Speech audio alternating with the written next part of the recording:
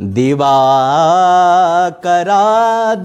रक्षति यो गुहासु लीनं दिवाभीतमिवान्धकारम् क्षुद्रेऽपि नूनं शरणं प्रपन्ने मम त्वमुच्चैः शिरसां सतीव। नमो नमः। अहमस्मि डॉक्टर अमनदीप शर्मा। प्रिय छात्राः, अष्टम कक्षायां स्वागतम्। अद्य अस्माकं पाठः वर्तते हिमालयः पाठः, तस्य पंचम श्लोकस्य व्याख्या। आज हम करेंगे हिमालय पाठ के 5वें श्लोक की व्याख्या। तो आइए करते हैं अपने पाठ को प्रारंभ। आगच्छन्तु श्लोकं पठामः। दिवाकराद रक्षति यो गुहासु लीनं दिवाभीतमिवान्धकारम् क्षुद्रेऽपि नूनं शरणं प्रपन्ने मम त्वमुच्चैः शिरसां सतीव। अब देखिए यहाँ पर मेरे साथ बोलेंगे आप। दिवाकराद रक्षति यो गुहासु, बोलिए। दिवाकराद रक्षति यो गुहासु लीनं दिवाभीतमिवान्धकारम्, बोलिए। लीनं दिवाभीतमिवान्धकारम्। अगली पंक्ति। क्षुद्रेऽपि नूनं शरणं प्रपन्ने, बोलिए। क्षुद्रेऽपि नूनं शरणं प्रपन्ने मम त्वमुच्चैः शिरसां सतीव। हो गया।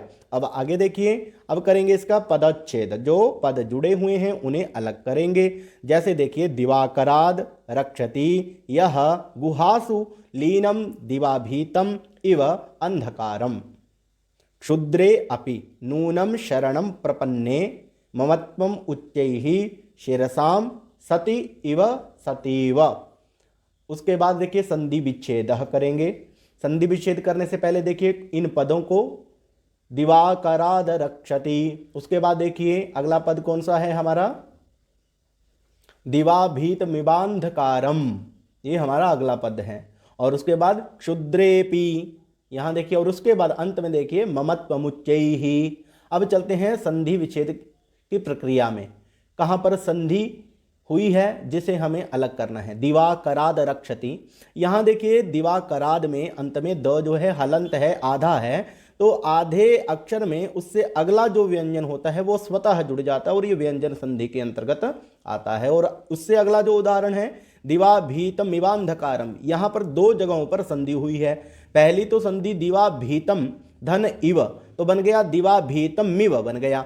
और मिव बनने के बाद व में अ की ध्वनि आ रही है, दूसरी तरफ अंधकार के अ की ध्वनि आ रही है। तो यहाँ अ और अ में क्या होगी? दीर्घ संधि। उसके बाद देखिए क्षुद्रेपि, क्षुद्रे धन अपि, यहाँ पर ए के बाद अ आ रहा है और इसलिए जो आगे आने वाला जो अ है ये जैसे यहाँ चिन्ह दिखाया गया है खंडाकार सा ऐसा चिन्ह वहां पर आ जाता है, जैसे क्षुद्रेपि में आपको दिख रहा है।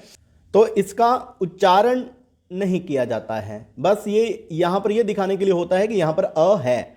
उसके बाद देखिए ममत्वम उच्चैहि, यहाँ देखिए ममत्वम धन उच्चैहि बना। तो इस प्रकार से यहाँ भी म हलंत है, उसमें उ जुड़ गया तो ममत्वम उच्चैहि बना। आगे देखिए अन्वयः। अन्वयः में क्या देखेंगे हम? यह दिवाभीतम इव गुहासु लीनम अंधकारम दिवाकरात रक्षति एतत् क्षुद्रेपि शरणं प्रपन्ने सति नूनम उच्चैः शिरसां ममत्वम इव प्रतीयते। अब देखते हैं अन्वयार्थ। जो हमने अन्वय किया उसका अर्थ क्या होता है? जो यह का मतलब जो, दिवाभीतम दिन से डरे हुए, इव की तरह, जो दिन से डरे हुए की तरह। उससे आगे देखिए गुहासु लीनम अंधकारम, गुफाओं में छिपे हुए अंधकार को। दिवाकराद रक्षति, सूर्य से रक्षा करता है। अब एषः शब्द को हम ऐसे ही जोड़ेंगे साथ में। क्षुद्रेपि, नीच के भी, क्षुद्र किसे कहते हैं? नीच। अपि भी, शरणम प्रपन्ने सति, शरण में आने पर, सति मानो नूनम उच्चैहि शिरसाम, निश्चय ही ऊंचे सिर वालों के, ममत्वम इव, अपनेपन की तरह प्रतीत हो रहा है। अब शब्दार्थ देखते हैं इसका क्या हुआ। जो दिन से डरे हुए की तरह, गुफाओं में छिपे हुए अंधकार की सूर्य से रक्षा करता है। ये नीच के भी शरण में आने पर मानो निश्चय ही ऊंचे सिर वालों के अपनेपन की तरह प्रतीत होता है।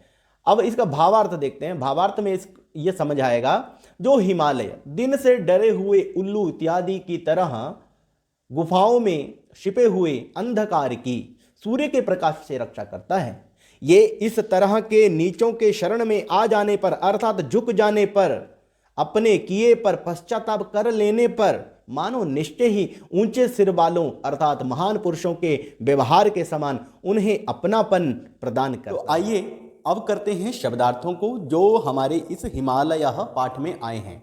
तो सबसे पहले देखिए, नगाधिराज। नग कहते हैं पर्वत को, तो पर्वतों का जो राजा है नगाधिराज, पर्वत राज कौन हुआ? हिमालय। उसके बाद देखिए पूर्वापरौ, यहां देखिए पूर्व और पश्चिम में स्थित, पूर्व और अपरौ, पूर्व और अपरौ। यहां देखिए द्विवचन का प्रयोग हुआ है, इसलिए पूर्व और पश्चिम में स्थित।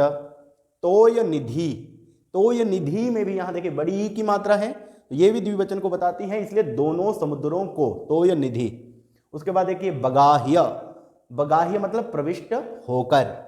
मानदंड, मानदंड क्या होता है? मापक होता है, पैमाना होता है। जैसे हम बोलते हैं ना इस चीज का कोई मानदंड है, तो मानदंड का मतलब पैमाना। प्रभवस्य, प्रभवस्य मतलब उत्पन्न करने वाले का। अच्छा आगे देखिए सौभाग्य विलोपी, सौभाग्य विलोपी, लोप यहां पर शब्द आ रहा है। लोप का मतलब क्या होता है? लुप्त। किसका लोप? तो बोला सौंदर्य को या महिमा को विलुप्त करने वाला। उसके बाद देखिए सन्निपाते, सन्निपाते यहां देखिए इकट्ठा होने पर, सन्निपाते का मतलब हुआ इकट्ठा होने पर। उसके बाद देखिए निमज्जति, निमज्जति का मतलब हुआ नगण्य हो जाता है, निमज्जति नगण्य हो जाता है। उसके बाद देखिए अंकः, अंकः का मतलब होता है कलंकः, कलंक या फिर धब्बा। अगला शब्द है हमारा आमेखलम। आमेखलम क्या होता है? मेखला। मेखला कहाँ पहनी जाती है? यहाँ पर, इस भाग तक। तो ये भाग जो होता है हमारा मध्य भाग होता है, तो मध्य भाग तक आमेखलम, मध्य भाग तक। संचरताम, विचरण करते हुए। चरताम, चर धातु होती है चलने के अर्थ में, चलने वाले, तो विचरण करते हुए।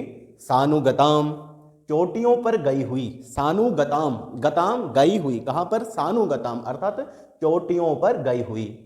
निषेव्य, निषेव्य होता है सेवन करके। निषेव्य में देखिए सेव्य, सेवन, सेवना, सेव्य, तो निषेव्य सेवन करके। उद्वेजिता, उद्वेजिता का मतलब होता है घबराए हुए, उद्वेजिता घबराए हुए। आश्रयन्ते, आश्रयन्ते आश्रय लेते हैं। उसके बाद देखिए आतपवंती, आतपवंती धूप से युक्त। आतप, आतप किसे कहते हैं? धूप को कहते हैं। आतपवंती धूप से, धूप से युक्त। कपोल कंडूह, कपोल कंडूह, कपोल क्या होता है? कनपटी, कनपटी की खुजली। कपोल कंडूह, कनपटी की खुजली। करिभिः, हाथियों के द्वारा। करिभिः तृतीया विभक्ति बहुवचन का प्रयोग है। विनेतुम, नेतुम विनेतुम दूर करने के लिए। विघट्टिता नाम, रगड़े हुओं को। विघट्टिता नाम, रगड़े हुओं को। उसके बाद देखिए सरल द्रुमाणाम, सरल द्रुमाणाम देवदारू के वृक्षों का। श्रुत क्षीर तया तृतीया विभक्ति है और दूध निकलने से। प्रसूतः, प्रसूतः मतलब उत्पन्न। सानूनी, यहाँ सानूनी प्रयोग जो है पर्वत की चोटियां। सुरभि करोति, सुरभि सुगंधित, करोति सुगंधित कर देता है। गुहासु, गुफाओं में। लीनम छिपे हुए। दिवाभीतम दिन से डरे हुए। दिन में कौन डरता है? उल्लू डरता है, तो दिन में डरे हुए। क्षुद्रेपि, क्षुद्रेपि मतलब अधम या नीच को भी। उसके बाद देखिए शरणम प्रपन्ने, शरण में आए हुए, शरण में आए हुए। शरणम प्रपन्ने ममत्वम अपनापन, ममत्वम अपनापन। उसके बाद देखिए सतीव, मानो होने पर। सती इव, सतीव मानो होने पर। तो आज के लिए इतना ही। प्यारे छात्रों, आपको आज का हमारा ये पाठ कैसा लगा ये आप जरूर बतलाएं। अगले भाग में अभ्यास के साथ फिर से मिलेंगे, तब तक के लिए जय तो संस्कृतम जय तो भारतम।